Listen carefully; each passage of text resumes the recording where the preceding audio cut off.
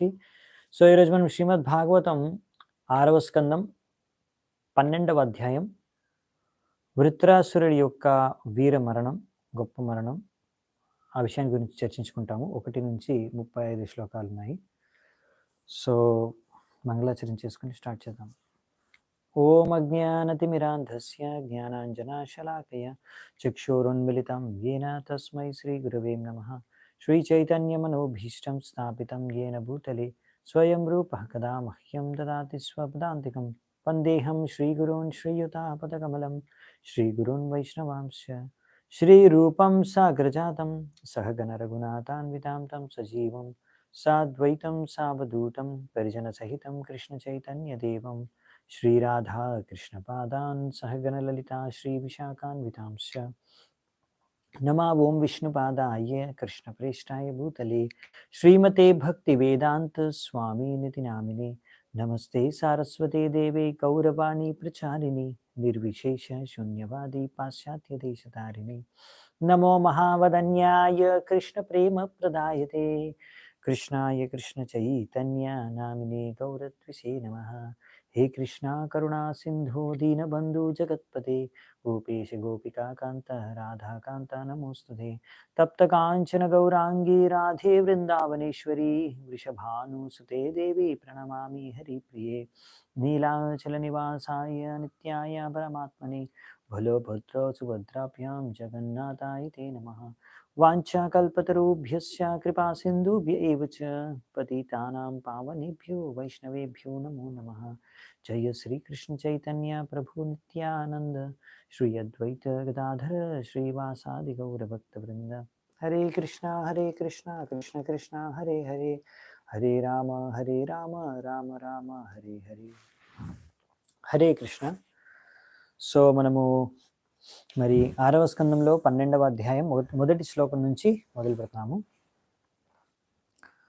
So Shukadev Goswami చెప్తున్నారు ఇక్కడ పరీక్షిత్ మహారాజ్కి. శ్రీ ఋషిరువాచ ఏవం జిహాసురిపదేహ ఆజౌ మృత్యుం వరం విజయాన్మన్యమానః శూలం ప్రగృహ్యాభ్యపతత్ సురేంద్రం యథా మహాపురుషం కైటభుస్సు. ఏమంటారంటే శుకదేవ్ గోస్వామి, ఇప్పుడు శరీరాన్ని ఇంకా త్యాగం చేయాలి అని నిర్ణయించుకొని వృత్రాసురుడు ఈ యొక్క యుద్ధంలో నాకు చావే మంచిది విజయం కన్నా కూడా అని ఆలోచించే యుద్ధం చేస్తున్నాడు. ఓ రాజా పరీక్షిత, అందుకనే అతను ఇక్కడ ఎంతో ఉత్సాహంతో ఆయన త్రిశూలాన్ని తీసుకొని ఇంద్రుడి పైన ఆక్రమణ చేశాడు. ఇంద్రుడు దేవేంద్రుడు ఎలాగైతే కైతబ భగవంతుడి పైన ఆక్రమణ చేశాడు, ఎప్పుడైతే ఈ యొక్క ప్రపంచం అంతా కూడా మునిగిపోయిందో ఆ సమయంలో,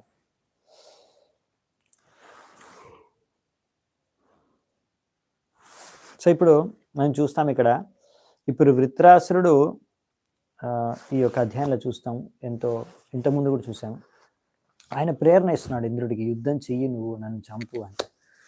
ఎందుకంటే ఆయన కోరిక ఏంటంటే ఎలాగైనా ఒకవేళ ఇంద్రుడు ఈ వజ్ర ప్రయోగిస్తే నేను చనిపోతాను కాబట్టి పర్వాలేదు, నేను భగవంతుడి పైన ధ్యానం చేసుకుని భగవద్ధామానికి వెళ్ళిపోతాను. ఇంద్రుడికి ఇప్పుడు ఈ విషయం అర్థమవుతుంది, వృత్రాసురుడు సాధారణమైన అసురుడు కాదు, ఆయన మహాభక్తుడు అని. ఇప్పుడు ఇంద్రుడు కూడా సంకోచిస్తాడు, అసలు ఇలాంటి వృత్రాసురుడు అనే గొప్ప భక్తుడిని చంపడం మంచిదా అని కాదా అని ఆయన కూడా సందేహపడతాడు, సంకోచిస్తాడు చంపడానికి. సో ఇక్కడ మనం చూడొచ్చు ఈ విషయాన్ని. ఎందుకంటే వృత్రాసుడికి తెలుసు, ఒకవేళ భగవంతుడిని స్మరించుకుంటూ నేను భగవద్ ధ్యానంలో కనుక మరణిస్తే భగవద్ధామానికి తిరిగి వెళ్తాను. అందుకే ఆయనకి ఏమాత్రం భయం లేదు. ఇంకా అదే ఆయన కోరుకుంటాడు, ఆయన జీవిత లక్ష్యమే అది.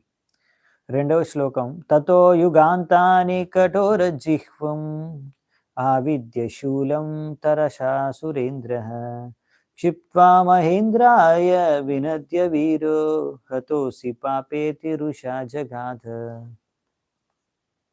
తర్వాత విద్రాసుడు అసలు ఒక వీరుడు, ఆయన తన యొక్క త్రిశూలాన్ని విసిరాడనమాట. సో ఆ త్రిశూలము అంటే 3 కొనలు, త్రిశూలం యొక్క 3 కొనల్లో కూడా మంటలు చెలరేగి ఎంతో వేగంతో అది వచ్చింది ఇంద్రుడి వైపు. ఇంద్రుడు చూశాడు దాన్ని. విత్తరాసుడు ఎంతో గట్టిగా అరుస్తూ, కోపంతో, క్రోధంతో, ఎంతో వేగంతో విసిరాడు ఆయన వైపు. నిన్ను చంపేస్తాను ఇంద్రుడు, నువ్వు చచ్చిపోతావు దీంతో అనేసి. సో అప్పుడు ఇంద్రుడు ఏం చేశాడంటే, కా ఆపతద్విచలద్గ్రహోల్కవన్ నిరీక్ష్య దుష్ప్రేక్ష్యమజాత విక్లవ వజ్రేణ వజ్రీష్యత ప్రవణాచ్చినద్ భుజం చ తస్యోరగరాజభోగం. సో ఆకాశంలో అది ప్రయాణిస్తూ వృత్రాసురుడి యొక్క త్రిశూలము అది ఇక్కడ వస్తుంది. దాన్ని చూడ్డానికే చాలా కష్టం అనమాట, అంత వెలుగు ఉంది దాంట్లో. కానీ ఇంద్రుడు ఏమాత్రం భయపడకుండా తన యొక్క వజ్రంతో దాన్ని ముక్కలు ముక్కలు చేసేసి, ఒకేసారి ఆ వజ్రం వదిలితే అది దాని త్రిశూలం ముక్కలు ముక్కలు చేసేసింది. ఇంకా వృత్రాసురుడి యొక్క చెయ్యిని కూడా కట్ చేసేసిందంట. ఎంత లావుండే, వాసుకి పామంత లావుండే ఆ చెయ్యిని, వృత్రాసురుడు యొక్క చెయ్యిని కూడా నరిగేసిందంట ఈ యొక్క వజ్రాయుధం.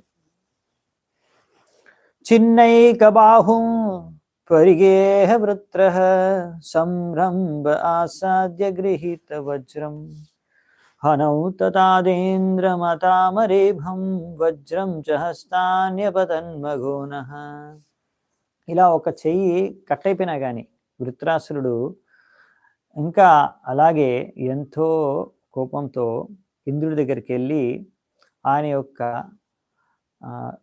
ఐరన్ మేస్ అంటే ఇనుముది ఒక కథ తీసుకొని ఆయన ఇంద్రుడి యొక్క దవడ పైన ప్రహారం చేశాడంట. అలాగే ఎలిఫెంట్ ఐరావతం పైన కూడా. సో ఈ విధంగా ఇంద్రుడు ఆ దెబ్బకి తన చేతిలో ఉన్న వజ్రం చేతిలో నుంచి జారిపోయి కింద పడిపోయింది.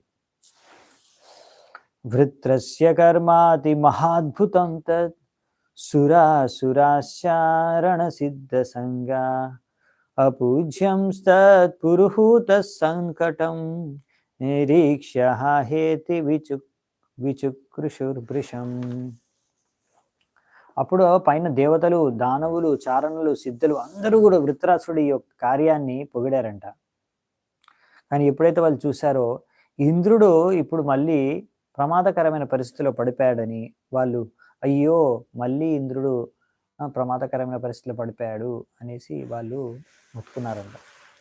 సో ఇక్కడ బేసికల్ ఏంటంటే వృత్రాసురుడు ఒక చెయ్యి కట్ అయిపోయినా కానీ ఏమాత్రం తగ్గకుండా ఆయన ఇప్పుడు మళ్ళీ ప్రహారం చేశాడు ఇంద్రుడి పైన.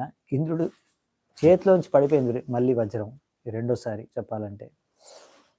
ఇంద్రో నవజ్రం గజ్రే విలజ్జతశ్చ్యుతం స్వహస్తాదరి సన్నిధౌ పునః తమాహ వృత్రో హరాత్త వజ్రో జహి స్వశత్రుం న విషాదకాలః. సో చేతిలోంచి వజ్రాయుధం పడిపోయిన తర్వాత ఆయన ఇంద్రుడు చెప్పాలంటే అలా శత్రువు దెబ్బకి చేతిలోంచి ఆయుధం పడిపోయిందంటే ఒక విధంగా చెప్పాలంటే అది ఓటమితో లెక్క. సో ఆయన కొంచెం సిగ్గుపడ్డాడు ఇప్పుడు ఇంద్రుడు, ఇలా నా చేతిలోంచి పడిపోయింది వజ్రం అని. అందుకే మళ్ళీ అది ఎత్తడానికి కూడా ఆయనకి సాహసం చాలట్లేదు అన్నమాట. వృత్రాసురుడు అయినా కానీ చెప్పాడు, ఆయన్ని ఎంకరేజ్ చేస్తూ, ఆయన్ని ఉత్సాహపరుస్తూ, తీసుకొని నీ యొక్క వజ్రాన్ని మళ్ళీ తీసుకొని, కింద పడిపోయిన వజ్రాన్ని తీసుకొని నీ యొక్క శత్రువును వధించు. ఇలాంటి సమయంలో ఇలా బాధపడడం సరికాదు, వెంటనే వజ్రాన్ని తీసుకొని ప్రహారం చేయన పైన అని క్లియర్గా చెప్తున్నాడు అనమాట. సో ఇంద్రుడే భయపడుతున్నాడు, ఇంద్రుడు సంకోచిస్తున్నాడు, ఇంద్రుడు సంశయపడుతున్నాడు, కానీ వృత్రాసుడు మాత్రం ఏమాత్రం భయపడట్లేదు. యుయుత్సతాం కుత్రచిదాతతాయినా జయ సదైకత్ర న వై పరాత్మనా వినైకముత్పత్తి లయస్థితీశ్వరం సర్వజ్ఞమాద్యం పురుషం సనాతనం. వృత్రాసుడు ఇంకేమన్నాడు, ఓ ఇంద్ర, ఇక్కడ ఎవ్వరు కూడా యాక్చువల్లీ విజయం సాధించలేరు. విజయం సాధించేది భగవంతుడు ఒక్కడు మాత్రమే. ఆయనే భోక్త. ఆయనే సృష్టికర్త, ఆయనే పాలనకర్త, ఆయనే సంహారకర్త. ఆయనకన్నీ తెలుసు. అందుకనే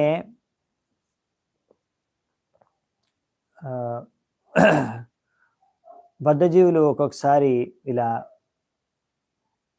ఆయన మీద ఆధారపడి ఉంటారు. బద్ధజీవులందరూ కూడా ఇంకా రకరకాల శరీరాల్ని ధరిస్తారు. అప్పుడప్పుడు ఇలా విజయం, అప్పుడప్పుడు ఓటమిని రెండింటిని చూస్తారు జీవితంలో. సో భగవంతుడు పరమాత్మ రూపంలో ప్రతి ఒక్కరి హృదయంలో ఉంటారు. సో ఇక్కడ వీళ్ళిద్దరి హృదయాల్లో కూడా ఉన్నారు. సర్వస్య చాహం హృది సన్నివిష్ట మత్తక స్మృతి జ్ఞానం అపోహనం చ. సో ఇద్దరి హృదయాల్లో కూడా పరమాత్మ ఉన్నాడు, ఇద్దరిని కూడా చూస్తున్నాడు. అవును. సో ఇద్దరికి కూడా సరైన స్మృతి కూడా ఆయనే ఇస్తున్నారు. వాళ్ళు ఎలా కోరుకుంటారు అలా. సో ఈ విధంగా కానీ కొంతమంది ఏమనుకుంటారంటే నేనే యుద్ధం చేస్తున్నాను, నేనే గెలుస్తున్నాను, నేనే కర్త అని. ఇలాంటి వాళ్ళని అహంకారంతో అహంకర్త, అహంకారం అంటే అహంకర్త, నేనే కర్త అని. ప్రకృతే క్రియమానాని గుణైకర్మాని సర్వశః. ప్రకృతి యొక్క గుణాల యొక్క ప్రభావం ద్వారా అందరూ కూడా పనిచేస్తున్నారు.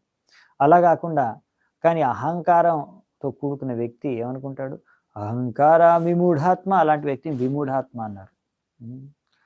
మూఢ అంటే మూర్ఖుడని. అలాంటి మూర్ఖులు, అహంకారంతో కూడుకున్న మూర్ఖులు అహంకార విమూఢాత్మ కర్తాహం ఇది మన్యతే. నేనే కర్త అని అనుకుంటారంట. సో అందుకనే ఇక్కడ అలా అనుకునే వారికి ఏమవుతుందంటే మన ప్రకృతి 3 గుణాలు కావాల్సిన సదుపాయాలు, ప్రేరణ, బుద్ధి, తెలివి అంతా ఇస్తారనమాట. తద్వారా వాళ్ళు అనుకున్న కార్యాలు చేయగలుగుతారు అంతే. సో ఈ విధంగా ఇక్కడ అందుకనే ఈ విషయం తెలిసే. సో ఇక్కడ వృత్రాసురుడు ఆయనకు అన్ని తెలుసు క్లియర్గా. వృత్రాసురుడు మాత్రం ఇంద్రుడికి ప్రోత్సాహం ఇస్తున్నాడు. నువ్వేమట్లా కృంగిపోకు, బాధపడకు, నేను గెలిచిపోయాను, నువ్వు ఓడిపోయాను సిగ్గుపడుతున్నావు. అలా సిగ్గుపడాల్సిన అవసరం లేదు. నువ్వు యుద్ధం ఆపేయడం కూడా అవసరం లేదు ఓడిపోయాను అనుకొని. నువ్వు నీ యొక్క కర్తవ్యాన్ని నిర్వర్తించు. ఎప్పుడైతే కృష్ణుడు అనుకుంటాడో నువ్వు విజయాన్ని సాధిస్తావు. చూడండి ఇక్కడ వృత్రాసురుడు ఇంద్రుడికి చెప్పే విషయాల నుంచి మనమందరం ఎవరైతే భక్తి చేసుకుంటున్నామో సాధకులకి ఒక గొప్ప శిక్షణ ఉంది అని ఇక్కడ ప్రభుపాద ద్వారా రాస్తున్నారు. అదేంటంటే this verse is very instructive for sincere workers in Krishna consciousness నుండి. ఎవరైతే నిజాయితీగా ఇక్కడ భక్తి చేసుకోవాలనుకుంటున్నారో కృష్ణ భావనామృతంలో వారందరికీ కూడా ఇక్కడ ఒక ముఖ్యమైన సందేశం ఉందంట. ఆ సందేశం ఏంటి, మనము ఎప్పుడైనా సరే మనము చేసే కార్యాల్లో విజయం సాధించినా ఓటమి సాధించినా 2 సందర్భాల్లో కూడా ఆనందంగా ఉండాలి. చూడండి వృత్రాసురుడు తెలుసు చచ్చిపోతాను అని తెలిసినా ఆనందంగా యుద్ధం చేస్తున్నాడు. ఇంద్రుడికి విష్ణువు చెప్పిన అరే నువ్వు గెలుస్తావు అని చెప్పినా కానీ ఇక్కడ భయంతో ఓడిపోతున్నాడు, నమ్మకం లేక. సో అందుకనే మనం ఎప్పుడైనా సరే మన ఒకటే కార్యం, మన కర్తవ్యం ఏంటంటే మన కర్తవ్యం ఏంటి, భగవంతుడి యొక్క ఇచ్ఛను సంపూర్ణం చేయడానికి చేసే ప్రయత్నం. భగవంతుడు ఏం కోరుకుంటున్నాడో అది నేను చేస్తాను అని చేసే ప్రయత్నమే అదే మన విజయం అంతే. దాని యొక్క ఫలితం ఎలా వచ్చినా సరే అది ప్రయత్నం సాఫల్యమైన ఆనందపడే ఉండాలి, అది విఫలమైన ఆనందపడే ఉండాలి. అలా కాకుండా భగవంతుడు కోరుకున్నది కాకుండా మన ఇంద్రియ తృప్తి కోసం మనం కోరుకొని ఇలా చేస్తే నేను బాగా భోగించగలను, నాకు ఇలా చేస్తే డబ్బులు వస్తాయి, ఇలా చేస్తే నాకు ఈ విషయ వస్తువులు నా దగ్గరకు వస్తాయి, నేను సంపాదించుకోగలను, నేను భోగించగలను అనే ఉద్దేశంతో మనం ఎప్పుడైతే ప్రయత్నం చేసి ఫలించినా మనం సాఫల్యం పొందినా దుఃఖపడాల్సిన విషయం. అలాగే ఒకవేళ మనం దాంట్లో విఫలమైన దుఃఖపడవలసిన విషయం. ఎందుకంటే సమస్య ఏంటంటే అక్కడ మీరు సాఫల్యం పొందినా అది భోగించినా మళ్ళీ దాని యొక్క ఎప్పుడైతే మీరు ఒక విషయ వస్తువును భోగిస్తారో ఇంకా భోగించాలనే ప్రవృత్తి పెరుగుతుంది. కాబట్టి ఆ ప్రవృత్తి, ఆ యొక్క కోరిక, ఆ భౌతిక చేతన ఉన్నంతకాలం ఈ భౌతిక ప్రపంచంలోనే బందీ అయిపోయి ఉంటాం. అందుకని దుఃఖించాలి. ఒకవేళ విఫలమైపోతే, ఓడిపోతే, మనం ఆ ప్రయత్నం ఫలించకపోతే ఇంద్రియ వస్తువుల్ని భోగించడానికి లేకపోతే పొందడానికి, సో అప్పుడు మనము అయినా బాధపడాలి. ఎందుకు అంటే ఇంత సమయాన్ని మనం వేస్ట్ చేసాం, ఇంకా కోరిక తీరలేదు. కాబట్టి దీని నుంచి వచ్చేది ఏంటంటే మళ్ళీ ఎలాగైనా సెకండ్ టైం ట్రై చేయాలి ఇంకా ఉత్సాహం ఉంటే. లేకపోతే ఫ్రస్ట్రేషన్ వచ్చి కోపము, డిప్రెషను ఇలాంటివన్నీ. తర్వాత కొంతమంది ఫ్రస్ట్రేట్ అయిపోయి కోపం వస్తే ఏదో ఒకటి చేసుకుంటారు. లేకపోతే ఇంకోటి ఏదో ఒకటి చేస్తారు, హాని కలిగిస్తారు.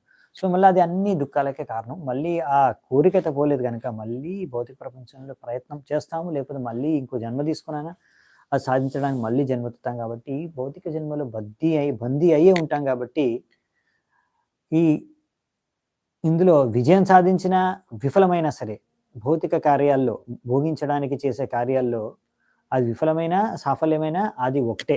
దుఃఖానికే కారణం అది. దుఃఖపడవలసింది ఒక వ్యక్తి. దుఃఖించాల్సిందే. అదే భౌతిక కార్యాలు కాకుండా కృష్ణ భావనామృతం. భక్తి కార్యాల్లో మనం భగవంతుడి యొక్క కోరిక నెరవేర్చడానికి మనం అన్ని ప్రయత్నాలు చేస్తున్నాం కాబట్టి ఆ ప్రయత్నాల్లో మనకు ఫలించకపోయినా, సక్సెస్ వచ్చినా, ఫెయిల్యూర్ వచ్చినా భయపడాల్సిన అవసరం లేదు, బెంగపడాల్సిన అవసరం లేదు, దుఃఖించాల్సిన అవసరం లేదు. ఎందుకంటే మనకు ఫలితాలతో చేసేది ఏం లేదు మనకి. అవునా? మనకు ఫలితాలకి సంబంధం లేదు. మన సంబంధం ఏంటంటే భగవంతుడి కోరిక ఏంటి, అది నేను చేస్తున్నాను లేదా, దానికి ప్రయత్నిస్తున్నానా లేదా. ఆ ప్రయత్నమే సక్సెస్, ఆ ప్రయత్నమే మన విజయం. ఎందుకు? ఆ ప్రయత్నం ద్వారా ఆ కర్మ యొక్క బంధంలో మనం పడము. తద్వారా మనం భగవద్ధామానికి తిరిగి వెళ్ళిపోతాం. అర్థమవుతుందా? సో ఇది చాలా ఇంపార్టెంట్ విషయం. ఇది అర్థం చేసుకోవాలి మనం. అందుకే ధృతరాష్ట్రుడు చూడండి, బిందాస్ ఉన్నాడు.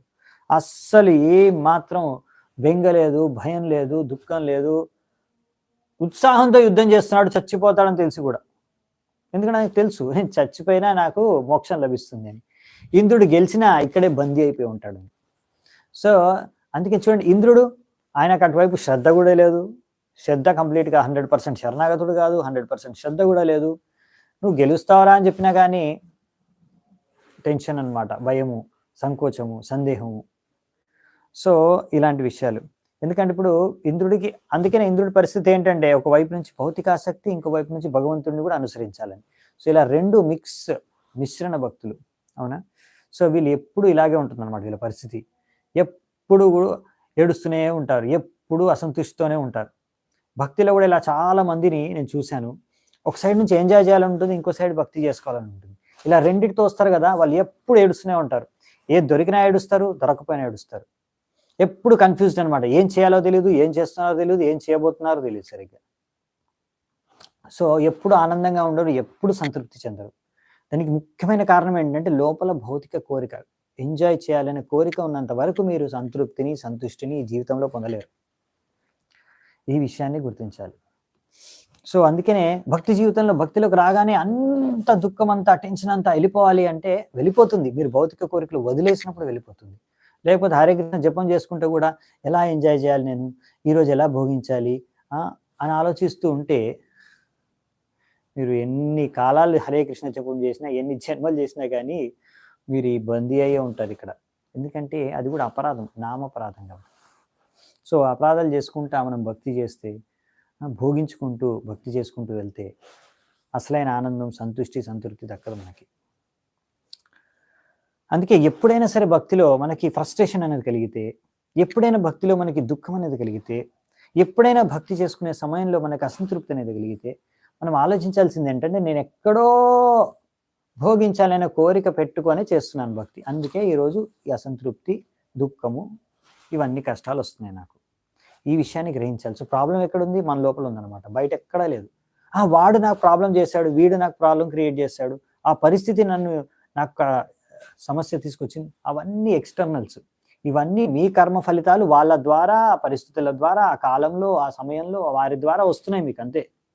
కానీ సమస్య లోపల, మన కర్మ ఫలితాలనే మనం అనుభవిస్తున్నాం.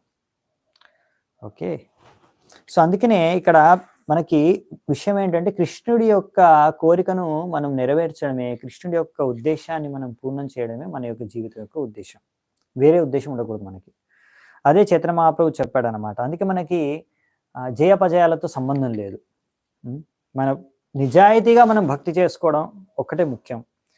ఎందుకు అంటే మనము ఇలా మన ప్రయత్నాన్ని, ఒకవేళ ఆ నిజాయితీగా మనం చేసే ప్రయత్నాన్ని ఒకవేళ కృష్ణుడు దాన్ని గుర్తిస్తే చాలు. ఇక్కడ వృత్రాసురుడి యొక్క నిజాయితీ భక్తిని భగవంతుడు గుర్తిస్తాడు, ఆయన సక్సెస్. అంతేనా? సో మనం కూడా నిజాయితీగా భక్తి చేసుకుంటే భగవంతుడు దాన్ని గుర్తించాడు అనుకోండి, అరే వీడు నిజాయితీగా భక్తి చేసుకోవడానికి ప్రయత్నిస్తున్నాడు, నిజాయితీగా నాకు సేవ చేయడానికి ప్రయత్నిస్తున్నాడు, నిజాయితీగా ప్రచారం చేయడానికి ప్రయత్నిస్తున్నాడు అని తెలుసుకుంటే చాలు, మన జీవితం ఫలించినట్టే, సార్థకం అయిపోయినట్టే, ఇంకేం అవసరం లేదు మన జీవితంలో. రైట్. లోకా సపాలయస్య మే శ్వసంతి వివశావశే ద్విజ ఇవ శీచబద్ధ సకాల ఇహ కారణం. 8వ శ్లోకం. ఇక్కడ ఏం చెప్తున్నారంటే అన్ని జీవరాశులు ఈ యొక్క ప్రపంచంలో, ఈ యొక్క విశ్వంలో అన్ని రకాల దేవతలతో సహా నాయిస్ లేదండి, ఇక్కడ ఏమీ నాయిస్ లేదు, అస్సలు ఏమీ నాయిస్ లేదు. వేరే వాళ్ళకి నాయిస్ వస్తే నాకు తెలీదు, ఎవరేమనలేదు. సో డైలీ ఎలా ఉంటుందో అలాగే ఉంది class. Are fully under the control of the lord, so they work like birds caught in a net who cannot move independently. So ఏ దేవతలైనా కానివ్వండి, ఏ జీవరాశులైనా కానివ్వండి, ఈ విశ్వంలో అందరూ కూడా ఒక వలలో చిక్కుకున్న పక్షులు లాగానే వ్యవహరిస్తారు. వాళ్ళకు స్వతంత్రం అనేది లేదు, ఏదో కొంచెం ఉందన్నమాట స్వతంత్రం అటు ఇటు కదలడానికి, అంతేగాని సంపూర్ణంగా స్వతంత్రులు కాదు. ఈ విషయాన్ని మనం అర్థం చేసుకోవాలన్నమాట. ఓజస్సహో బలం ప్రాణం అమృతం మృత్యుమేవ చ తమజ్ఞాయ జనో హేతుం ఆత్మానం మన్యతే జడం. ఇంకా మన యొక్క ఇంద్రియాల యొక్క శక్తి, మెంటల్ పవర్ అంటే మన యొక్క మనోబలము, మన శారీరక శక్తి, ఇంకా మన యొక్క ప్రాణశక్తి, అమరత్వము, నీతి, ఇవన్నీ కూడా ఏవైతే ఉన్నాయో భగవంతుడి యొక్క ఆధీనంలోనే ఉన్నాయి. ఈ విషయం తెలియకుండా మూర్ఖులు వాళ్ళు ఏమనుకుంటారంటే నా శరీరం ద్వారా నేను చేసే కార్యాలన్నిటికీ నా శరీరమే కారణం అని అనుకుంటారు. యథా ధారుమయీ నారీ యథా పత్రో మయో మృగః ఏవం భూతాని మగవన్ ఈశతంత్రాని విద్ధి భోః. సో ఇక్కడ ఏం చెప్తున్నారంటే, ఓ కింగ్ ఇంద్ర, ఓ దేవేంద్ర, ఎలాగైతే ఒక వుడెన్ డాల్ అంటే అదే ఒక చెక్కతో నిర్మితమైన బొమ్మ, ఒక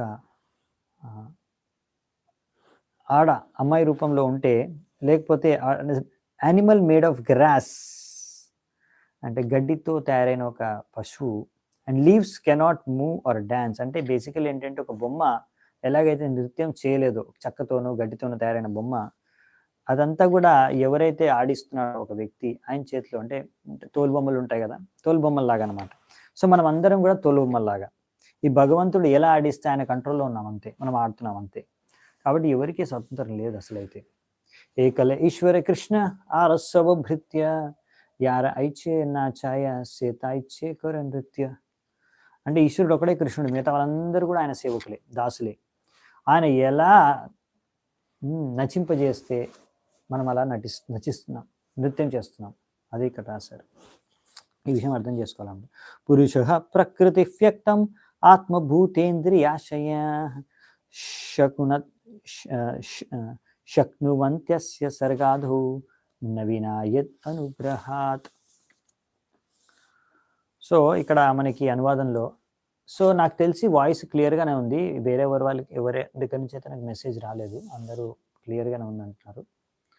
సో ఎవరో ఒకరికి అలా ప్రాబ్లం వచ్చినట్టుంది. ఓకే,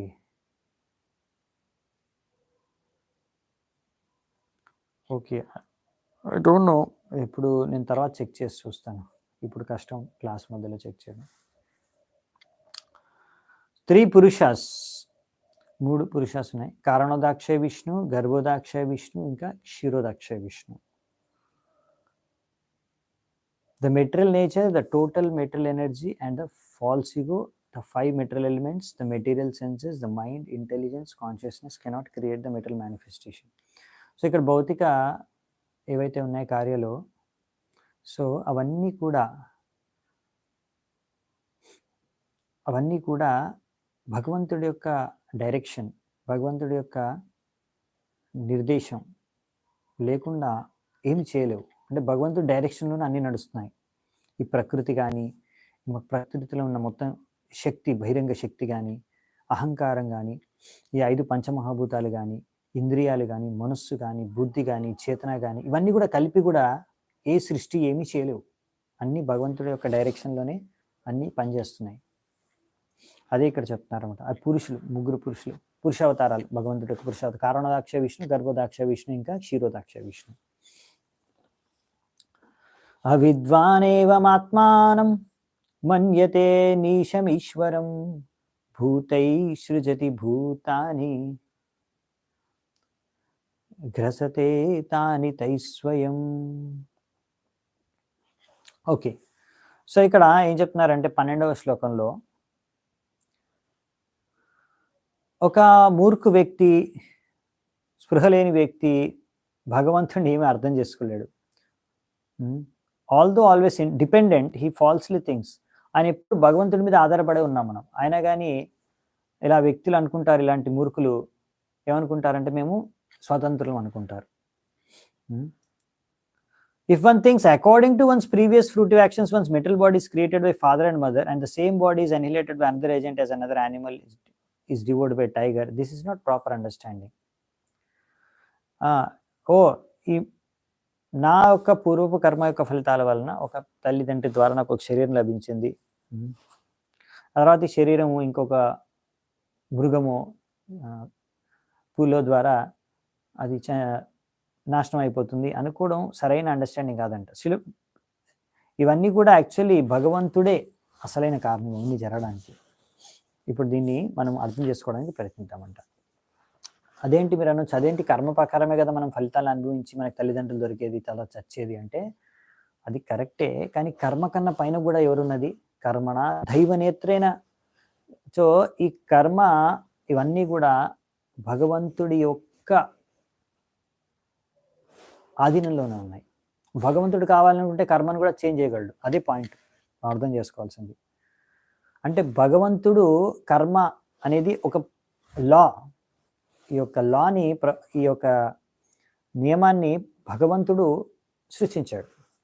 సో కర్మ అలా వర్క్ అవుతుంది. కానీ కావాలనుకుంటే కర్మ చేంజ్ చేసేయచ్చు మీరు, భగవంతుడు కావాలనుకుంటే. పాయింట్ అదనమాట. సో కర్మ మీమాంస అనే ఒక ఫిలాసఫీ ఉంది, సిద్ధాంతం ఉంది. ఆ కర్మ మీమాంస అనే సిద్ధాంతం ఏమంటుందంటే భగవంతుడి కన్నా కూడా కర్మే గొప్ప. అంటే మీ కర్మ ప్రకారం ఇలా జరగాలి అంటే మీకు జరగాల్సిందే. భగవంతుడు కూడా దాన్ని చేంజ్ చేయలేడు. భగవంతుడు కూడా దానికి బాధ్యుడు. ఆ కర్మానుసారంగా భగవంతుడి లీలలో కూడా అన్ని కర్మానుసారంగా జరుగుతున్నాయి అంటారు. సో ఈ కర్మ మీమాంస ఫిలాసఫీ ఏంటంటే భగవంతుడి కన్నా కూడా కర్మ గొప్పది అని చెప్పడం. కానీ మనం చెప్పేది ఏంటంటే, అంటే ఇక్కడ భాగవతం చెప్పేది ఏంటంటే, అసలు సిద్ధాంతం ఏంటంటే అన్ని నార్మల్గా కర్మానుసారంగానే జరుగుతాయి. కానీ భగవంతుడు కావాలనుకుంటే కర్మను కూడా చేంజ్ చేయవచ్చు. ఎందుకంటే కర్మ అనేది భగవంతుడి అండర్లోనే పనిచేస్తుంది. అవునా? ఆ విషయం ఇక్కడ చెప్తున్నారనమాట. సో అందుకనే కొంతమంది ఏమనుకుంటారంటే అంత కర్మ ప్రకారం జరుగుతుంది కాబట్టి మేము పని చేయాల్సిన అవసరం కూడా లేదు, అన్ని నీ కర్మ ఫలితాల ప్రకారం అన్నీ దొరికిపోతాయి. కానీ యాక్చువల్లీ అది కాదనమాట. ఇది మూర్ఖత్వం అనమాట. సో ఒకవేళ అవును తండ్రియే బిడ్డను కంటున్నాడు, ఒక తల్లిదండ్రి బిడ్డను కంటున్నారు, అలాగని ఓన్లీ తండ్రియే కారకుడు కాదు. అక్కడ పరమాత్మ భగవంతుడు ఆ తండ్రికి సరైన బుద్ధి, తెలివి, ప్రేరణ, శక్తి, సామర్థ్యం అన్నీ ఇచ్చి ఆయనను అనుగ్రహిస్తే అప్పుడే అదే సాధ్యం ఆయనకి. ఆ పాయింట్ మనం అర్థం చేసుకోవాలన్నమాట. భగవంతుడి అనుగ్రహం లేనిదే తల్లిదండ్రులు కూడా పిల్లల్ని కనలేరు. సో మనం ఏం చేస్తున్నా కానీ దానికి ఓన్లీ కర్మ ఒక్కటే కారణం అనుకుంటే సరిపోదు. అవునా? సో ఆ విషయం అనమాట. కరెక్టే, మన కర్మ ప్రకారం మనకు ఒక రకమైన తల్లిదండ్రులు వస్తారు.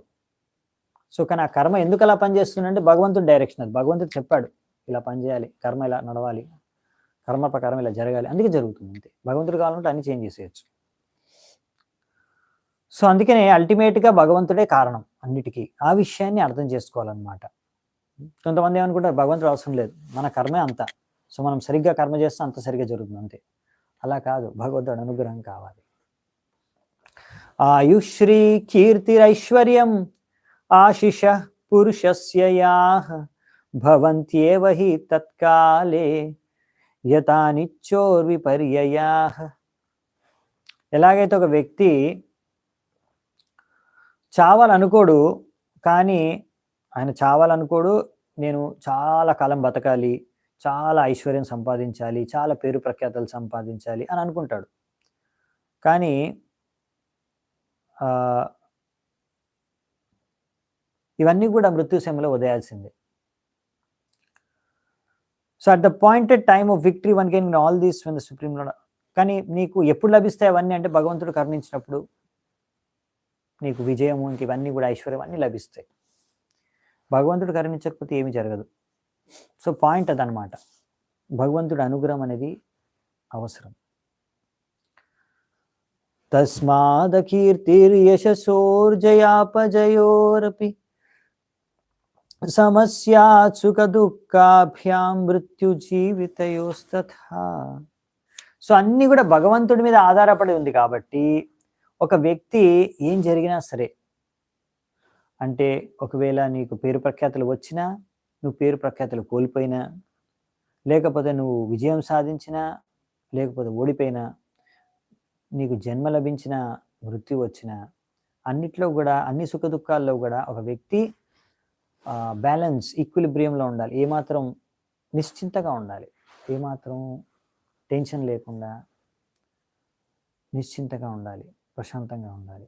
ఎందుకంటే అంతా భగవంతుడి కంట్రోల్లోనే ఉంది, అన్ని భగవంతుడు చూస్తున్నాడు. కాబట్టి మనం మరీ అంత టెన్షన్ తీసుకోవాల్సిన అవసరం లేదు. మనం తీసుకోవాల్సిన టెన్షన్ ఎక్కడంటే, నేను నిజాయితీగా భక్తి చేస్తున్నానా లేదా, నేను అపరాధాలు లేకుండా భక్తి చేస్తున్నానా లేదా, నేను అపరాధాలు లేకుండా నామజపం చేస్తున్నానా లేదా, నేను వైష్ణవ అపరాధం చేయకుండా ఉంటున్నానా లేదా, భక్తుల పట్ల నేను సరిగ్గా వ్యవహరిస్తున్నానా లేదా, భగవంతుడి పట్ల ఏం అపరాధం చేయకుండా ఉన్నానా లేదా, భక్తిలో నిజాయితీగా నేను భక్తి చేసుకుంటున్నానా లేదా. సో, నేనేమి భౌతిక కోరికలు, భౌతికంగా ఏదో ఆశించి భక్తి చేసుకోవట్లేదు కదా. ఈ విషయాలు మనం గమనించుకోవాలన్నమాట. మనం భక్తి సరిగ్గా చేస్తే ఆ విషయం గురించి మనం ఆలోచించాలి, చింతించాలి. అంతే, వేరే ఏం లేదు. సో, అందుకనే ఏమైనా జరిగితే మనము నిశ్చింతగా, ప్రశాంతంగా ఉండాలి. ఉండలేకపోతున్నామా అంటే అర్థం చేసుకోవాలి, మనం సరిగ్గా భక్తి చేయట్లేదని. Simple logic. అదే ఇక్కడ మనకి ధృతరాష్ట్రుడు చెప్పేది. ఏం చెప్తున్నాడంటే, ప్రశాంతంగా ఉండాలి, టెన్షన్ తీసుకోవాల్సిన అవసరం లేదు. ఎందుకంటే నువ్వు సరిగ్గా పని చేస్తున్నావు, మిగతా అంతా భగవంతుడి కంట్రోల్లో ఉంది. అంటే నీకు వచ్చిన సుఖము, అంటే నీకు ఏవైతే వస్తున్నాయో కష్టాలు కానీ, అంటే భగవంతుడి కోరికే, భగవంతుడు నీకు ఇస్తున్నాడు. నువ్వు ఎంత సరిగ్గా భక్తి చేస్తున్నావు, అయినా నీకు భగవంతుడు ఇస్తున్నాడు అంటే భగవంతుడు నీకు ఇదే ఇవ్వాలనుకుంటున్నాడు. లేకపోతే నువ్వు ఇందులోంచే నీకు దీంతోనే నువ్వు ప్రశాంతంగా ఉండాలి. సో, అందుకని ఎలా అర్థం చేసుకోవాలి మరి, నేను ఇంత బాగా భక్తి చేసుకున్నా కానీ నాకు ఎన్ని కష్టాలు వస్తున్నాయంటే, తత్తేను కంపాసు సమీక్షమానో భుంజాన ఏవా కృతం విపాకం. అవునా, బ్రహ్మదేవుడు చెప్తాడు, భాగవతంలో వస్తుంది 10వ స్కందంలో. సో, యాక్చువల్లీ ఈ వ్యక్తి అయితే ఇలా ఏం జరిగినా సరే, జీవితంలో ఎన్ని కష్టాలు వచ్చినా సరే కూడా అని అనుకున్నాడు అనుకోండి, యాక్చువల్లీ ఇదంతా నా ఫలితం నేను అనుభవిస్తున్నాను, నా కర్మ ఫలితం నేను అనుభవిస్తున్నాను, నాకు ఇస్తున్నాడు భగవంతుడు. ఇంకా చెప్పాలంటే ఇంకా ఎక్కువ రావాలి, నాకు చాలా తక్కువ వచ్చింది అంతే. అది భగవంతుడి కృప. కాబట్టి ఇవన్నిటిని నేను, నాకు రావాల్సిందే నాకు వచ్చింది, కావాల్సిందే నాకు జరుగుతుంది, ఇంకా కావాల్సింది యాక్చువల్లీ, నేనంతా దీన్ని అనుభవించాలి నాకు అని ఒక వ్యక్తి దాన్ని సరిగ్గా సరైన చేతనతో స్వీకరిస్తే అదే సత్యం యాక్చువల్లీ చెప్పాలంటే. సో, స్వీకరిస్తే అలాంటి వ్యక్తికి ముక్తి అనేది ఆయన జన్మ హక్కు అయిపోతుందని చెప్తారు. సో, అందుకనే మనం సరైన చేతనతో భక్తి చేసుకోవడం చాలా ఇంపార్టెంట్ అనమాట. సరైన చేతన ప్రతి సమయంలో మీరు విజయం సాధించినా, లేకపోయినా, ఫలితం వచ్చినా, రాకపోయినా భౌతికంగా, సో, మనము మన చేతన సరిగ్గా ఉంటే భక్తి చేసుకుని అన్ని సమయాల్లో చేతన సరిగ్గా నిశ్చింతగా ఉండగలిగితే, మనం ఆనందంగా సంతృప్తిగా ఉండగలిగితే, సో అది పెద్ద విజయం అనమాట. అదే గొప్ప విజయం. అంటే మనం నిశ్చింతగా ఉన్నామంటే మనం భక్తిలో నిమగ్నం అయిపోతాం. సరే ఏం జరిగినా సరే మనం మన భక్తి చేసుకుంటూ వెళ్ళిపోతున్నాం, మనం భగవద్ధాన్ని తిరిగి వెళ్ళిపోవడం. ఎలాగైతే వృత్రాసురుడు చూడండి, ఆయనకు తెలుసు చనిపోతాడు అని, అయినా కానీ ఏమాత్రం భయం లేదు. సో ఈ విధంగా అందుకే ఇక్కడ చెప్తున్నారు, సత్వం రజస్తమ ఇతి ప్రకృతేర్నాత్మనో గుణ తత్ర సాక్షిణం ఆత్మానం యో వేదసన బధ్యతే. ఈ విధంగా ఎవరికైతే 3 గుణాలు తెలుసో, సత్వ రజ తమో గుణాలు, ఇవన్నీ కూడా ఆత్మ యొక్క లక్షణాలు కాదు, ఇవన్నీ కూడా ప్రకృతి యొక్క లక్షణాలు. ఎవరికైతే తెలుసో ఈ ఆత్మ అనేది యాక్చువల్లీ అతను ఓన్లీ చూస్తున్నాడు ఇవన్నిటిని, ఇప్పుడు సత్వగుణం యొక్క ప్రభావం వలన ఇలా జరుగుతుంది, అలా గమనించుడు, observer. A pure soul is simply an observer of the actions and reactions of these qualities. ఇవన్నీ కార్యాలన్నీ కూడా 3 గుణాల చేత ఎలా జరుగుతున్నాయి, భౌతిక కార్యాలన్నీ ఎలా నడుస్తుంది, భౌతిక ప్రపంచం ఎలా నడుస్తుంది 3 గుణాల యొక్క ప్రభావంలో, ఇది గమనిస్తున్న అసలైన వ్యక్తి ఆత్మ. ఎవరైతే ఇలా గమనించగలుగుతున్నారో, అరే ఇవన్నీ కూడా 3 గుణాల ప్రభావంలో జరుగుతుంది, ఇతను ఈ గుణంలో ప్రభావితమై ఇలా జరుగుతుంది, అలా గమనించగలిగితే ఆ వ్యక్తి ముక్త జీవి. అతను ఎప్పుడు 3 గుణాలు అతన్ని కంట్రోల్ చేయలేవు, ప్రభావితం చేయలేవు. సో అందుకే చెప్తున్నారనమాట. ఈ విధంగా 3 గుణాలకి అతీతమై బ్రహ్మభూత ప్రసన్నాత న శోచతి న కాంక్షతి సమస్సర్వేషు భూతేషు మద్భక్తిం లభతే పరం. అటువంటి వ్యక్తికి భక్తి లభిస్తుంది. అంటే బ్రహ్మభూత స్థాయికి చేరుకోవాలి మనం. బ్రహ్మభూత స్థాయి అంటే ఈ 3 గుణాలకు అతీతమైన స్థాయి చేరుకుంటేనే ఆ సమయంలో మనం ఎటువంటి బాధలకి ఎటువంటి టెన్షన్స్కి లొంగము. నా శోచతి, దేనికి బాధపడవు, నా కాంక్షతి, ఏది ఆకాంక్షించము. అప్పుడు సమస్సర్వేషు భూతేషు అంటే ఇలాంటి చేతన దృష్టికోణం ఉన్నప్పుడు మనం అన్నిటిని సమాన దృష్టితో చూడగలము. సో అందరినీ కూడా అలాంటి సమయంలో మనము భక్తి మనకు లభించే అవకాశం ఉందన్నమాట. అప్పుడు లభిస్తుంది భక్తి ఆ చేతన నుంచి. సో అందుకనే ఈ విషయాన్ని మనం అర్థం చేసుకోవాలన్నమాట. పశ్యమాం నిర్జితం శత్రు వృక్నాయుధాభుజం హృదే ఘటమానం యథాశక్తి తవ ప్రాణాజిహీర్షయ. ఓ శత్రువా, నన్ను చూడు, నేను ఆల్రెడీ ఓడిపోయాను చెప్పాలంటే. ఎందుకంటే ఆల్రెడీ నా యొక్క అస్త్రం పోయింది. నా అస్త్రాన్ని నువ్వు ముక్కలు ముక్కలు చేసేసావు, నా త్రిశూలాన్ని, మెయిన్ అస్త్రం. దాని తర్వాత నా ఒక చెయ్యి కూడా ఆల్రెడీ తీసేసావు. కాబట్టి నువ్వు ఆల్రెడీ నన్ను ఒక విధంగా చెప్పాలంటే నా పైన నీకు పై చెయ్యి ఉంది ఈ యొక్క యుద్ధంలో. అయినా కానీ చూడు, నేను ఎంత ఒక్క చెయ్యి ఉన్నా కానీ ఒంటి చేత్తో యుద్ధం చేస్తున్నాను, ఎంతో ఆగ్రహంతో, ఎంతో ఉత్సాహంతో నిన్ను చంపడానికి నా యొక్క సంపూర్ణ ప్రయత్నం చేస్తున్నాను. నాకు ఏమాత్రం దుఃఖం కలగట్లేదు.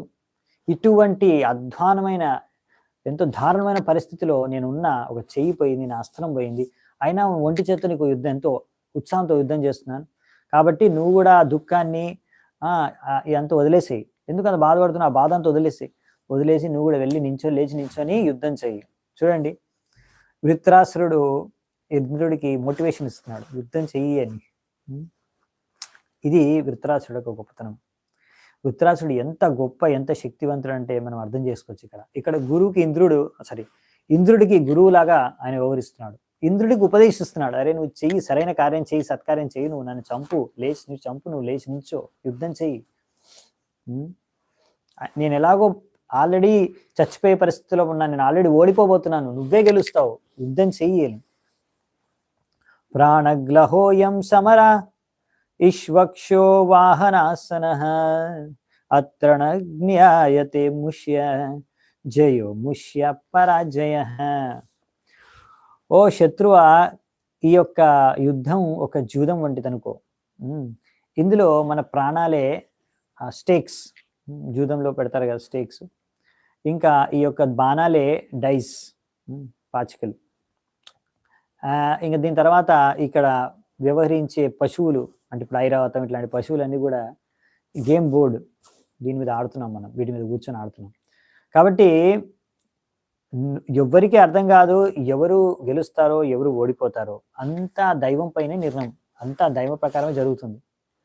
సో అందుకనే మొత్తం భగవంతుడు అనుకున్నట్టే జరుగుతుంది. కాబట్టి నీకు దైవం, భగవంతుడు నీతో పాటే ఉన్నాడు, కాబట్టి నువ్వు అసలు కంగారు పడాల్సిన అవసరం లేదు అని డైరెక్ట్గా ఇండైరెక్ట్గా వృత్రాసురుడు ఇంద్రుడికి చెప్తున్నాడు, ప్రోత్సహిస్తున్నాడు.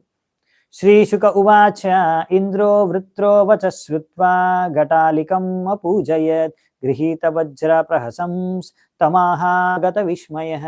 శుకదేవ గోస్వామి అంటున్నాడు, ఈ విధంగా వృత్రాసురుడి యొక్క ఉపదేశాన్ని విని ఇంద్రుడు ఆయన ప్రశంసించాడు. ఇంద్రుడు వృత్రాసురుడిని ప్రశంసించి మళ్ళీ వజ్రాన్ని చేతిలో తీసుకొని ఈసారి ఏమాత్రం సంకోచించకుండా, ఏమాత్రం కన్ఫ్యూజ్ అవ్వకుండా నవ్వుతూ ఈ విధంగా ఇంద్రుడు వృత్రాసురుడితో అంటున్నాడంట. ఏమని? ఇంద్ర ఉవాచ అహో దానవ సిద్ధోసి యస్యతే మతిరిదృశి భక్త సర్వాత్మనాత్మానం సుహృదం జగదీశ్వరం. ఇంద్రుడు ఏమంటాడు, ఓ మహా అసురుడా, నేను నీ యొక్క విచక్షణ శక్తిని చూడగలుగుతున్నాను. నువ్వు ఎంతో కానీ భక్తి చేస్తున్నావు అనే విషయాన్ని గమనించగలుగుతున్నాను. ఇటువంటి ప్రమాదకరమైన నువ్వు పరిస్థితిలో ఉన్నా గానీ, నువ్వు భగవంతుడి యొక్క శుద్ధ భక్తుడు అనే విషయాన్ని నేను గుర్తిస్తున్నాను. ఏ భగవంతుడైతే పరమాత్ముడో, అందరి శ్రేయోభిలాషుడు, అతని యొక్క అసలు సిసలైన భక్తుడు అంటే నువ్వే. సో ఇక్కడ ఇంద్రుడికి అర్థమైపోయింది ఇప్పుడు. ఈ వృత్రాసురుడు మహాభక్తుడు, భగవంతుడు ఒక గొప్ప భక్తుడు అనే విషయాన్ని ఇంద్రుడు స్వయంగా ఒప్పేసుకొని ఆయన ప్రశంసిస్తున్నాడు.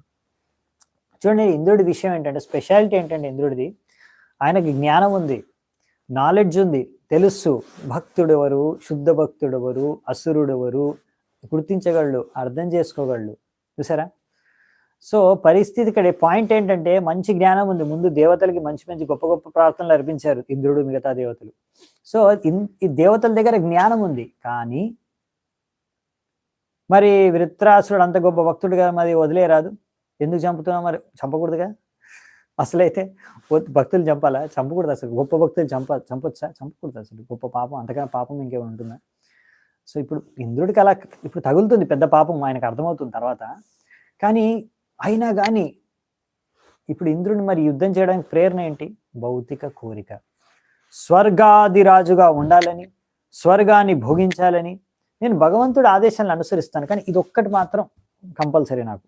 ఈ మాత్రం మినిమం కండిషన్స్ అనమాట, కండిషన్స్ అప్లై. ఈ కండిషన్స్లో నేను భగవంతుడికి సేవ చేస్తాను. ఇలా ఇవన్నీ నాకు భోగించడానికి దొరికితే అప్పుడు నేను భగవంతుడికి సేవ చేయగలను. సో ఇది మిశ్రణ భక్తి అనమాట. సో అతనికి తెలుసు, అరే ఇతను నాకన్నా కూడా హయ్యర్ స్టేజ్లో ఉన్నాడు, ఇతనికి అసలు ఏం కోరికలే లేవు, భగవంతుడు సంపూర్ణంగా శరణాగతుడు, గొప్ప భక్తుడు, కాబట్టి ఇతన్ని నేను చంపాలా, చంపితే పెద్ద పాపం తగులుతుంది. కానీ ఇప్పుడు ఏం చేయలేని పరిస్థితి అనమాట. మరి వదులుకోవాలి, మరి ఆయన వదిలేసే, చంపడం వదిలేసే, మరి స్వర్గాన్ని వదులుకో. స్వర్గాన్ని వదులుకోలేదు, స్వర్గం మాకు కావాలి, స్వర్గం కావాలి. మరి స్వర్గం కావాలంటే మరి అందుకే కృష్ణుడు ఇలాంటి పరిస్థితులు పెడతారు. అట్లీస్ట్ ఇంద్రుడు ఇప్పుడైనా తెలుసుకుంటాడు, దేవతలు ఇప్పుడైనా తెలుసుకుంటారు. లేకపోతే అట్లీస్ట్ బద్ధజీవులు మనం అందరం కూడా నేర్చుకోవచ్చు. ఎలా అసలు భక్తి అంటే ఏమిటి, అసలు భక్తుడు అంటే ఏమిటి. లేకపోతే ఒక్కొక్కసారి అనుకుంటారు చాలామంది, అరే భక్తి చేయాలంటే ఇంత అన్ని వదులుకోవడం ఎందుకు, భౌతిక కోరికలను వదులుకోవడం ఎందుకు, భోగించుకోవచ్చు, భక్తి కూడా చేసుకోవచ్చు, మందిరానికి కూడా వెళ్ళొచ్చు, సినిమాకి కూడా వెళ్ళొచ్చు, అన్నీ తినొచ్చు, భగవంతుడి దగ్గరకు కూడా వెళ్తాము, భగవంతుడి ప్రసాదం కూడా తీసుకుంటాము, బయట కూడా వెళ్తాము, బయట హోటల్లో నాన్ వెజ్ కూడా తింటాము, ఏం ప్రాబ్లం, అన్నీ చేసుకోవచ్చు, భక్తితో పాటు అన్నీ చేసుకోవచ్చు అని అంటారు అన్నమాట. ఫిలాసఫీ ఉంటుంది ఇలా. సో అందుకనే అలా భక్తితో పాటు అన్నీ చేసుకుంటే అది మరి శుద్ధ భక్తి కాదని.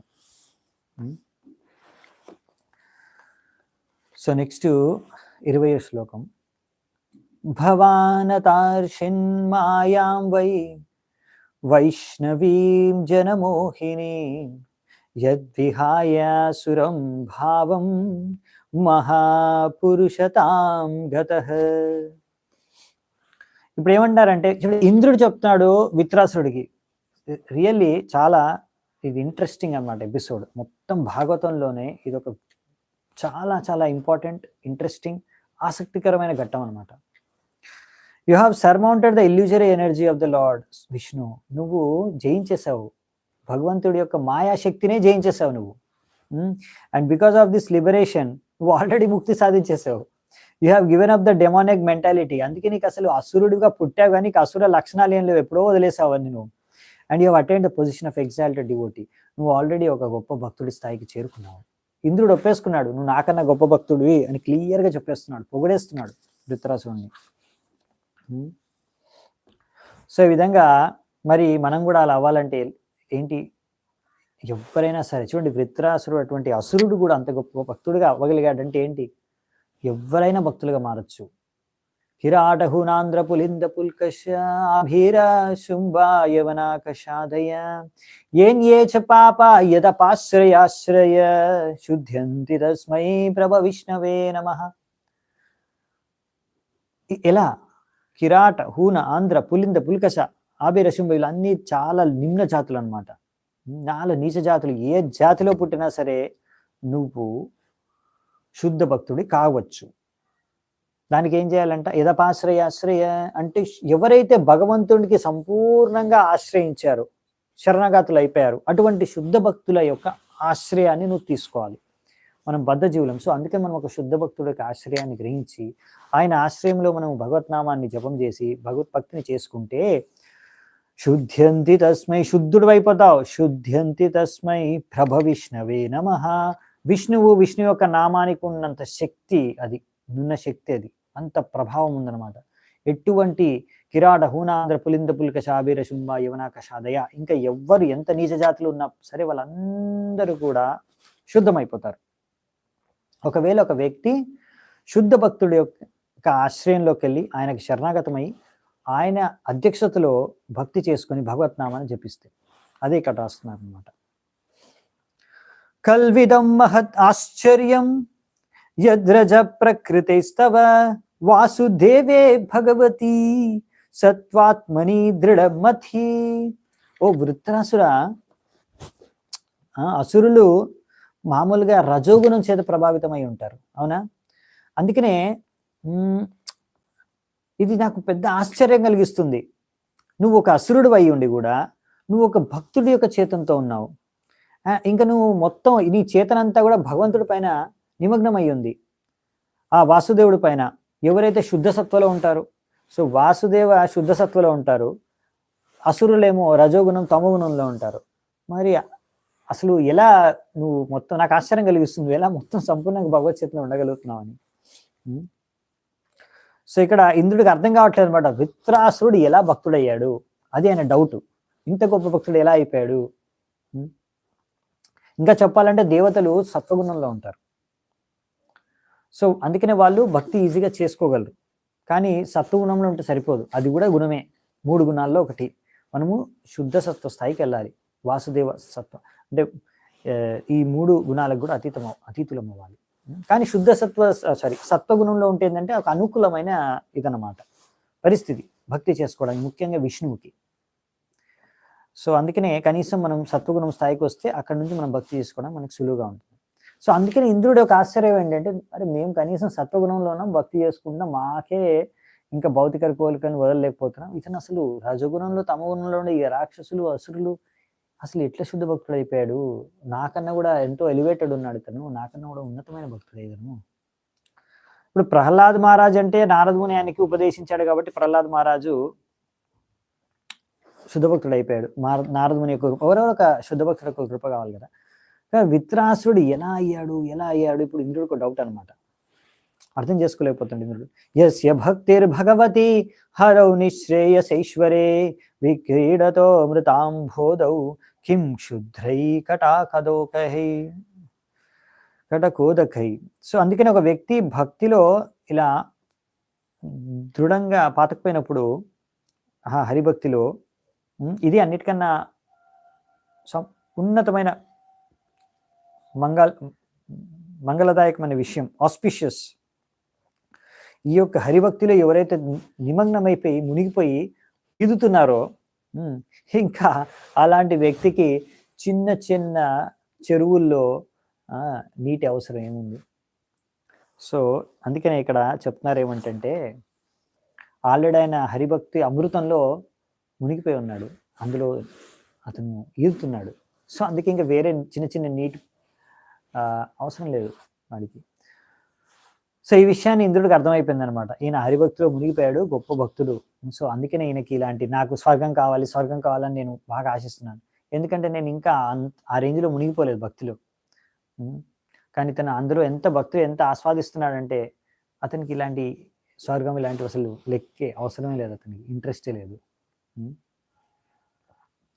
శ్రీశుక ఉవాచ ఇది భ్రువణావన్యోన్యం ధర్మ జిజ్ఞాసయా నృప యుయుధాతే మహావీర్య ఇంద్రవృత్రౌ యుధాంపతి. శుకదేవ గోస్వామి అంటారంటే, ఇలా విత్రాసురుడు ఇంకా ఇంద్రుడి మధ్యలో భక్తి గురించి ఇక్కడ యుద్ధ భూమిలో సంభాషణ జరుగుతుంది. దాని తర్వాత మళ్ళీ ఇంకా యుద్ధం చేయాలని అర్థం చేసుకొని మళ్ళీ యుద్ధం మొదలైంది అనమాట. ఇలా కాసేపు డిస్కషన్ జరిగింది భక్తి గురించి, అంటే భాగవతం క్లాస్ మధ్యలో జరిగింది అనమాట, యుద్ధం మధ్యలో. సో ఇది ఇంకా విచిత్రం కదా, భగవద్గీతలో అట్లీస్ట్ యుద్ధం మొదలవ్వక ముందు స్టార్ట్ చేస్తారు, క్లాస్ ఇచ్చారు భగవద్గీత క్లాసు కృష్ణుడు అర్జునుడికి. ఇక్కడైతే యుద్ధం మధ్యలో జరుగుతుంది అనమాట, క్లాసు గ్యాప్ లో. సో అందుకనే రాజా తర్వాత ఇద్దరు కూడా మళ్ళీ యుద్ధం మొదలు పెట్టారనమాట. ఆ విద్యా పరిగం వృత్ర కార్ష్ణ్యాయ సంహరిందమః ఇంద్రాయ ప్రాహిణోద్ఘోరం వామహస్తేన మారిష. ఓ పరీక్షిత్ మహారాజా, ఈ వృత్రాసురుడు ఎవరైతే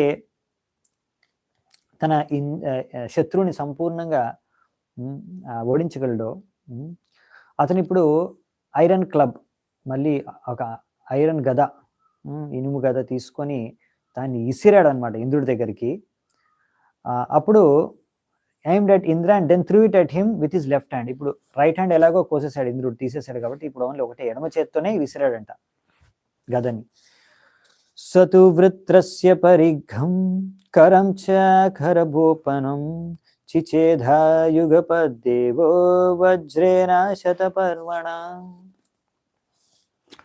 ఈ విధంగా అప్పుడు మళ్ళీ ఇంద్రుడు ఏం చేశాడు, మళ్ళీ ఆయన వజ్రాన్ని తీసుకొని ఆ వజ్రం ద్వారా ఈ ఇంద్రుడి యొక్క గదని ముక్కలు ముక్కలు చేసేసాడంట. ఇంకా అలాగే అతను ఇంకొక చేయిని కూడా కోసేశాడు. సో ఇప్పుడు 2 చేతులు వెళ్ళిపోయాయి విత్రాసుడికి. అయినా విత్రాసుడు తగ్గడనమాట. ధోర్భ్యాముత్కృత మూలాభ్యాం భవౌ రక్తస్రవసురః చిన్న పక్షో యథా గోత్రః ఖాద్ భ్రష్టో వాజ్రిణా హతః. విత్రాసుడు ఏం చేస్తాడంటే ఇంకా 2 అలా చేతులు వెళ్ళిపోతే అది ఎలా ఉందంటే రెక్కలు కత్తిరించిన పర్వతంలాగా అనిపిస్తున్నాడంట. అంటే ముందు పర్వతాలకి రెక్కలు ఉండేవన్నమాట, ఇంద్రుడు కట్ చేశాడు రెక్కలు.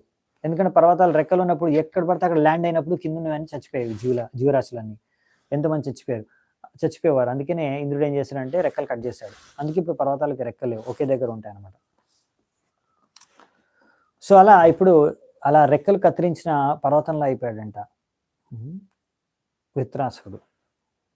నెక్స్ట్ 27 నుంచి 29 3 ఒకేసారి ఉన్నాయి శ్లోకాలు. మహాప్రాణో మహావీర్య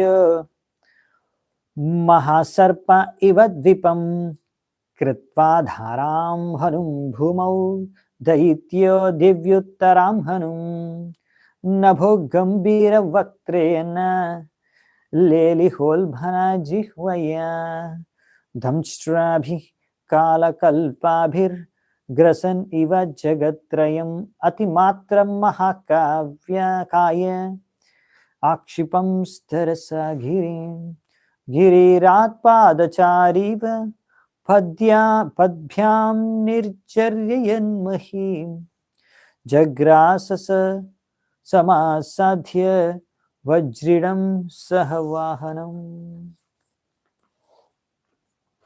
సో వృత్రాసురుడు శారీరకంగా చాలా శక్తి ప్రభావం కలిగిన వాడు.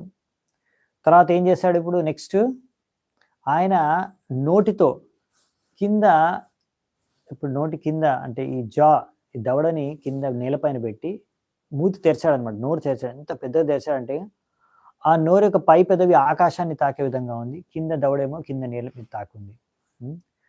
సో ఇంకా ఆయన పెద్ద నోరు అనమాట, లోతుగా ఉంది.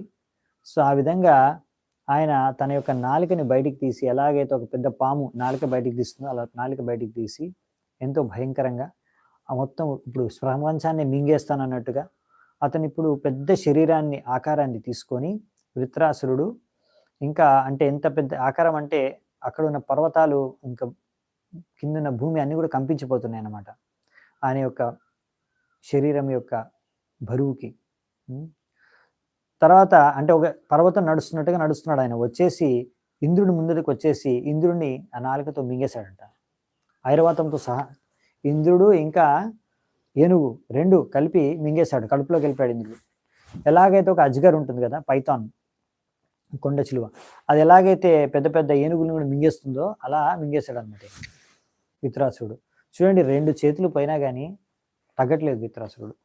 వృత్రగ్రస్తం తమాలోక్య సప్రజాపతయసురాః హా కష్టం ఇతి నిర్విన్నాశ్ చుక్రుషు సమహర్షయః.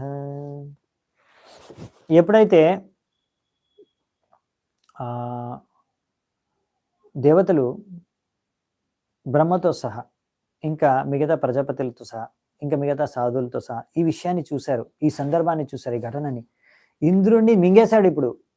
సో వాళ్ళందరూ కూడా అయ్యో ఇప్పుడు ఇంకా అందరు బాధపడడం స్టార్ట్ చేశారు. అంటే అయిపోయింది, ఇంకా ఇంద్రుడి పని అయిపోయినట్టే, ఇంద్రుడిని మింగేశాడు కదా మొత్తం.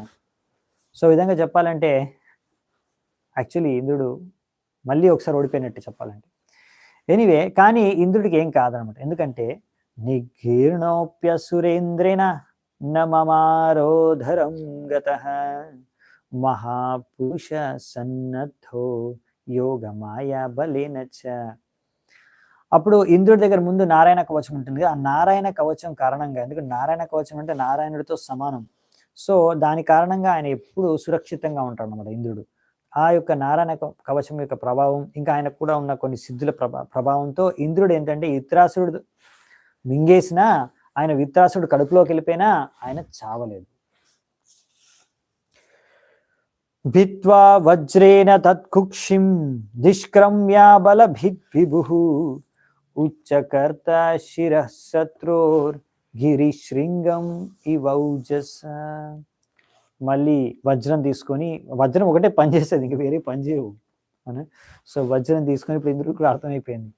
సో వజ్రం తీసుకొని ఇంద్రుడు, ఎంతో శక్తివంతమైన ఇంద్రుడు ఇప్పుడు విత్రాసురుడి యొక్క కడుపు కోసి బయటకు వచ్చాడు. ఈ విధంగా ఇంద్రుడు బల అనే ఒక రాక్షసుడిని చంపిన ఇంద్రుడు వెంటనే అదే విధంగా ఇప్పుడు ఇక్కడ then immediately cut off Vishnasura's head. దీని తర్వాత ఇంకా విత్రాసుడు యొక్క తలకాయి కోసాడు. ఒక మౌంటైన్, పర్వతం యొక్క శిఖరం ఎలా ఉంటుందో ఇప్పుడు అలా ఉందన్నమాట ఈయన ఫేస్,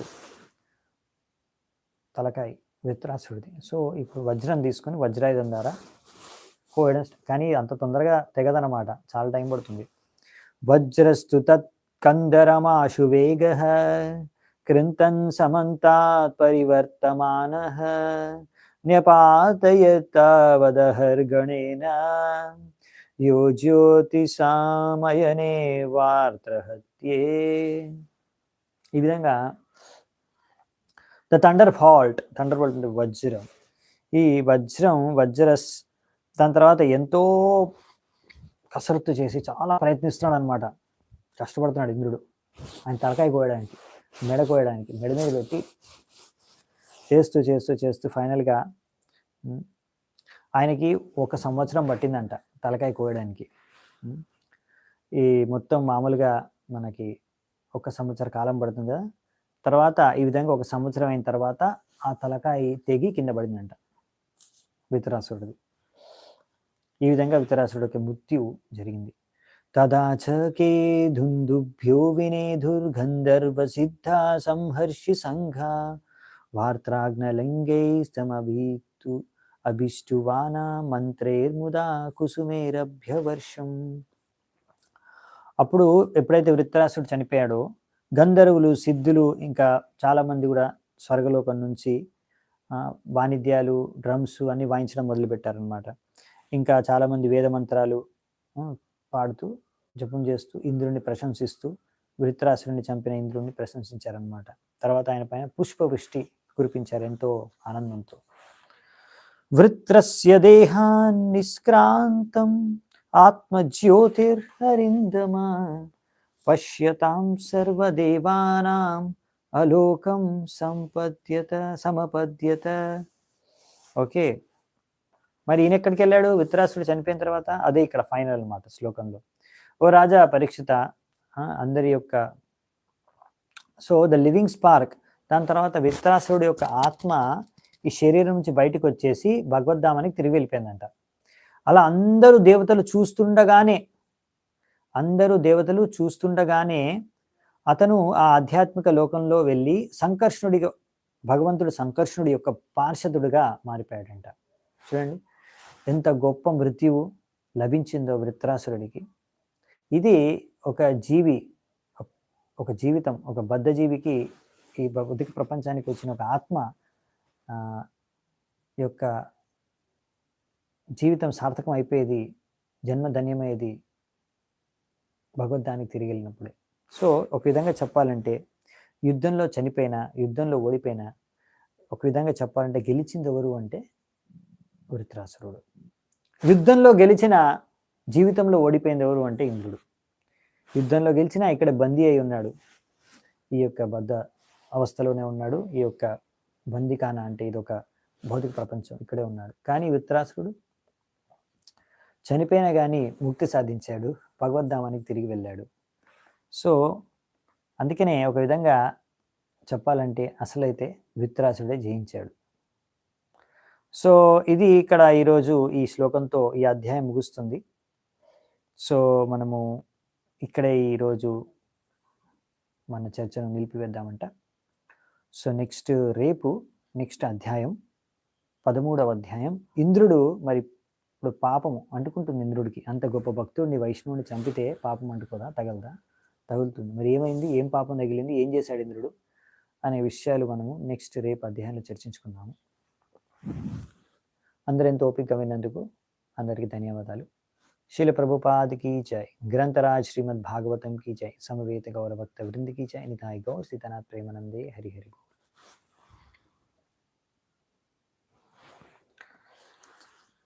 हरे